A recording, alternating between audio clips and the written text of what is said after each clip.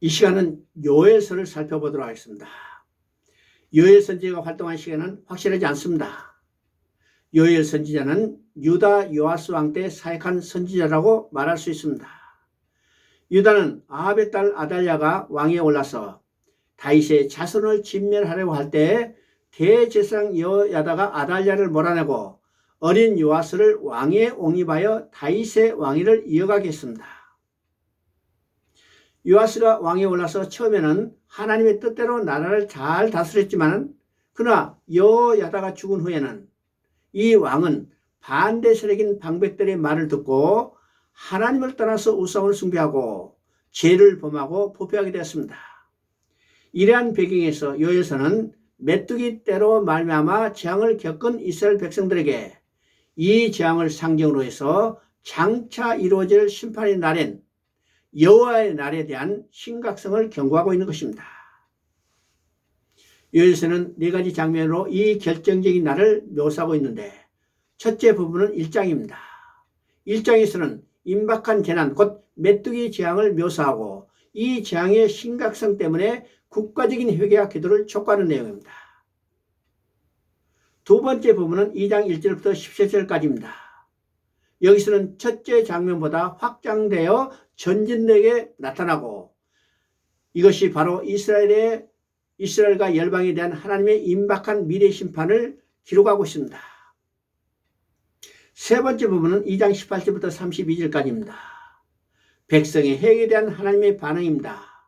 하나님께서 그들이 받은 재앙대로 갚아주시고 다시 풍성한 열매를 맺게 하시고 성령의 새로운 시대를 여시겠다고 특별히 약속해 주심으로 하나님께서 자기 백성들의 영광스러운 미래를 보여주고 있습니다.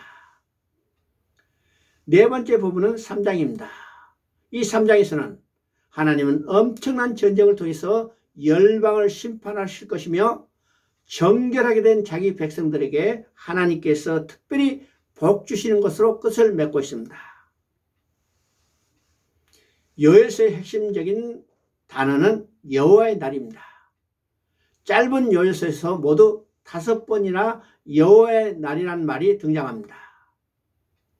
여기서 증거하고 있는 여호와의 날이란 요엘 당시에 극심한 메뚜기 떼의 재난과 가뭄이 이스라엘 전역을 휩쓴 사건입니다.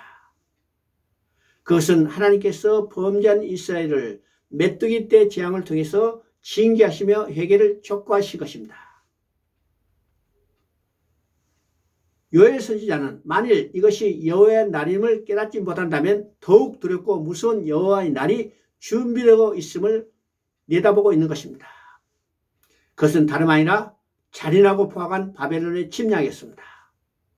그리고 이 모든 여호와의 날들은 역사의 종말에 있을 여호와의 크고 두려운 날, 곧 최후 심판을 지향하고 있음을 증거하고 있는 것입니다.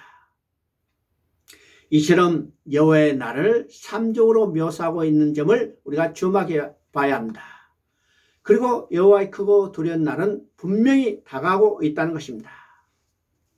그러나 그 한 날만이 여호와의 날이 아니라 모든 사건의 배후에서 이를 통하여 통치하고 계시는 하나님의 섭리를 믿는다면 매일매일의 모든 일들이 여호와의 날에 일어나고 있는 사건이라는 것을 깨달아야 합니다.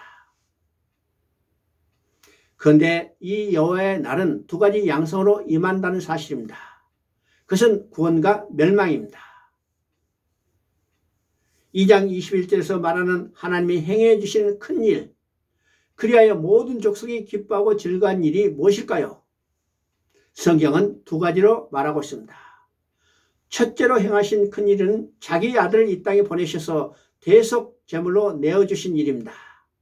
다시 말하면 메시아를 보내주시겠다는 말씀입니다. 둘째로 행하신 큰 일은 어떤 일일까요? 그 후에 내가 내 영을 만민에게 부어주리라고 하신 성령 강림입니다. 구약시대에도 성령의 역사는 있었는데 그러나 특별한 사람에게 특별한 경우로 제한적이었습니다. 그러나 만민에게 부어주시다고 말씀하십니다. 자녀와 늙은이 젊은이 모든 사람들이 이 은혜에 참여될 것을 말씀하십니다. 또 남녀가 여정에 부어줄 것이라는 말씀은 세상이란 모든 벽이 무너지고 아무런 차별이 없어짐을 뜻합니다. 다만 누구든지 여호와 이름을 부르는 자는 구원을 얻으리니라고 말씀하시고, 여호와 이름을 부르느냐 거부하느냐, 즉 믿느냐 믿지 않느냐의 차이만 있을 것을 말씀하십니다. 3장에서는 종말에 있을 여호와의 날은 어떤 양성으로 임하게 될 것인가를 묘사하고 있습니다. 3장 1절부터 13절까지는 너희는 보습을 쳐서 칼을 만들지어다, 낫을 쳐서 창을 만들지어라 하고 전쟁을 통한 심판의 경고가 나옵니다. 그러나 여기서는 심판과 절망으로 끝나는 것이 아니라 3장 16절에서 그러나 여호와께서 그의 백성의 피난처 이스라엘 자손의 산성이 되시리라 하고, 21절에서는 이제는 갚아주리니 이는 여호와께서 시온에 거하심이라고 말씀하시고, 이것을 통해서 그들에게 이루어 회복해 주시겠다는 소망으로 맞추고 있는 것을 보게 됩니다. 3장 18절을 보니까 여호와의 성전에서 샘이 흘러나와서라고 말씀하십니다. 이를 구속사의 관점에서 본다면 반석 되시는 예수 그리스도가 치심을 당함으로 가능해지는 것입니다. 더 나아가서는 종말의 때를 바라보게 합니다. 이처럼 여호와의 날은 두 가지 방면으로 임한다는 사실입니다. 그것은 구원과 멸망입니다. 역사의 종말에 임할 여호와의 날도 불신자에게는 심판으로 임할 것이나 믿는 자들에게는 몸의 구속을 얻게 되는 구원의 날이 될 것입니다.